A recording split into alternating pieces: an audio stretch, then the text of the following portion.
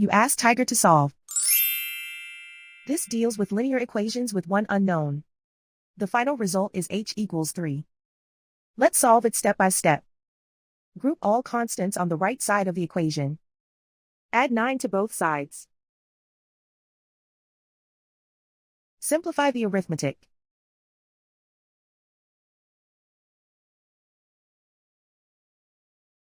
Isolate the h.